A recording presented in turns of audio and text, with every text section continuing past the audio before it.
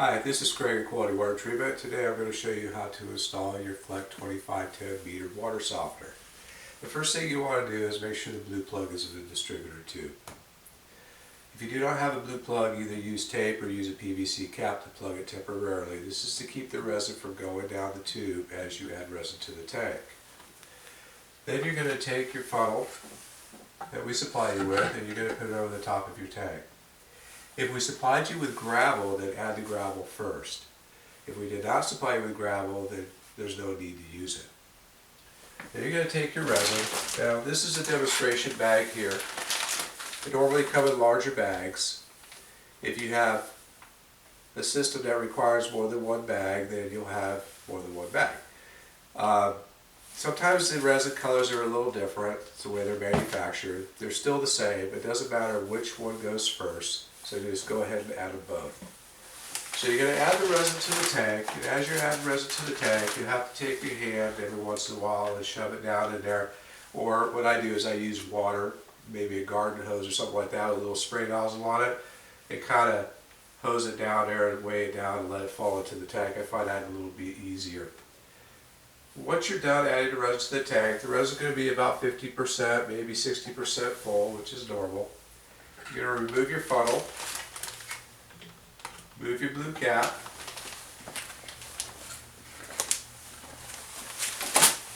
and you're going to grab your 2510 control valve.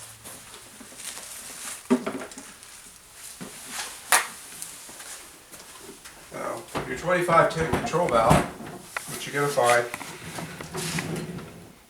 is the bypass is going to be hooked to it. Our systems come with a bypass valve, either 3/4 or 1 inch. This happens to be a 3/4 inch. If for some reason the bypass is not hooked to it, it's in a separate box, you're going to undo these screws here with a 1/4 inch nut driver or a flathead screwdriver on both sides. Remove the clamps, put the bypass on there, and reinsert your clamps and hand tighten these down. Don't use an electronic wrench such as a driver, please, because you can end up cracking the housing. Do it with a standard wrench, that way you can have control over what's going on with it. Once you're done with that, you're going to take the control valve and you're going to put it on the tank. The center port here slides right over the top of the distributor tube.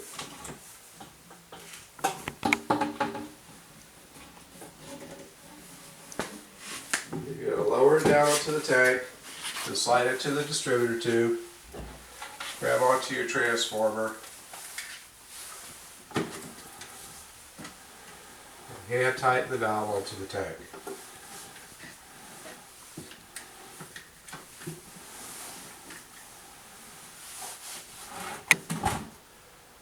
Get it nice and snug.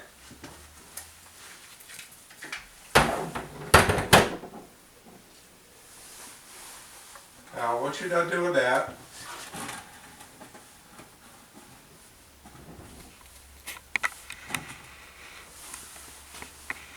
you're going to hook your drain line connection up by pulling on this clip and releasing it, pulling it out, setting it aside.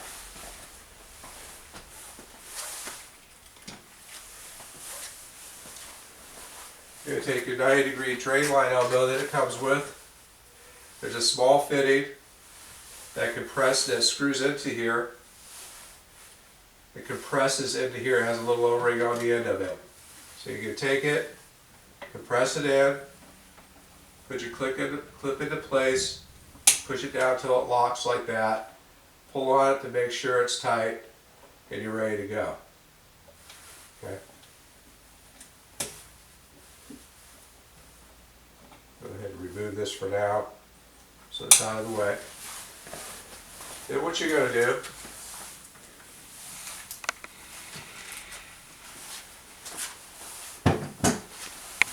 is going to put your male adapters into your bypass valve. These are 3/4 inch PVC male adapters. If it was a 1 inch bypass, you'd use 1 inch male adapters. You could use copper, PVC. If you're going flex tubing into the system, you could use galvanized or brass nipples, or if you're doing PEX, you could use PEX. I don't like to use Teflon tape on this because the threads are coarse on this. I like to use Rector Seal 5, or you could even use a Teflon paste if you like. Go ahead and take this, open this up, coat your threads, screw it into the bypass valve.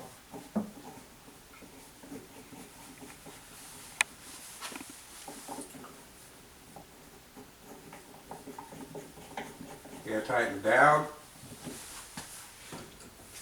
You're going to take a pair of channel locks or a small pipe wrench and tighten them down. Tighten them down until they're nice and snug.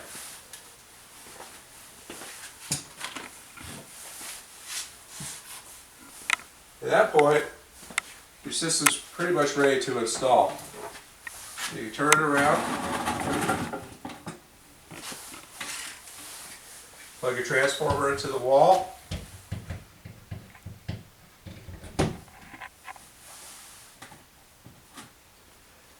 run your drain line out the side, out to a designated area of your choice or whatever code will permit in your area. Plug your system up. Now we're going to hook up our brine tank. We're going to remove the lid.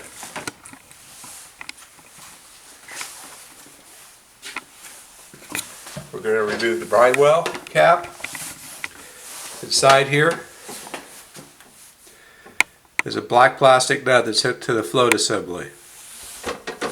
You're going to unscrew that.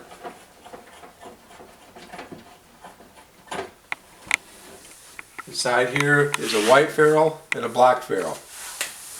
What we're going to do is we're going to take the brine line your system came with.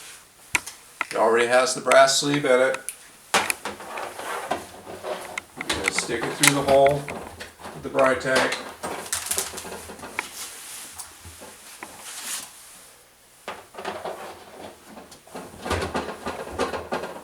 Pull it through. Slide the nut over.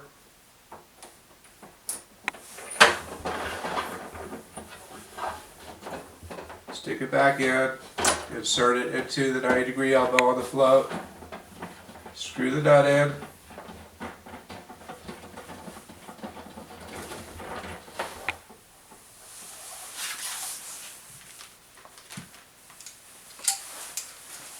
And tighten it down with a wrench or a pair of channel locks.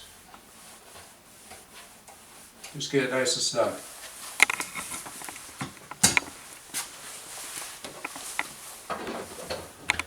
Add your brine well cap back to it.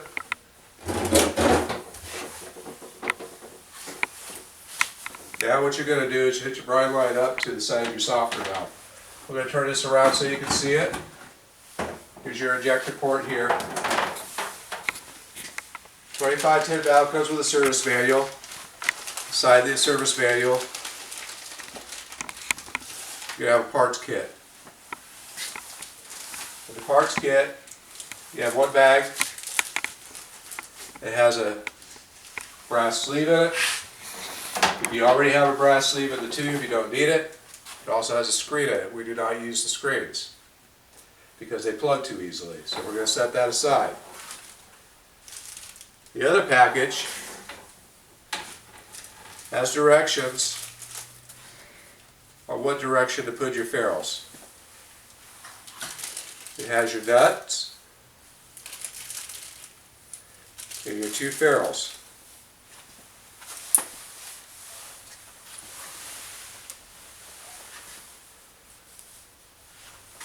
First thing you're going to do is you're going to put your nut over the tube. Put your black ferrule over with the beveled end facing backwards, the flat edge facing upwards. The white ferrule, you put the flat edge over the tube first, so the flat edges on the black ferrule and the white ferrule are touching each other with the beveled edge facing outward. And take the tube and stick it up inside the ejector port.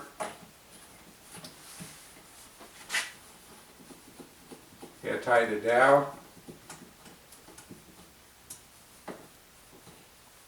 And snug it up with a wrench. Got your systems all installed. You can add 5 gallons of water to the brine tank. Anywhere from 1 to 3 40 to 50 pound bags of salt. You can use extra coarse, or you could use solar salt or potassium chloride, whatever you like. At that point, you're going to put the lid back on your brine tank.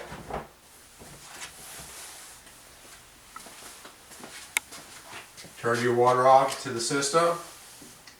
Open the bypass valve up slowly and let the system fill with water. Once it's full, go to the nearest faucet that's treated. Turn it on slowly to drain the air off the system. Gradually open the faucet up a little bit at a time until all the air is gone. You fill up a glass of water and the water is clear. You're ready to go ahead and use your system. Thank you for purchasing from Quality Water Treatment, and have a great day.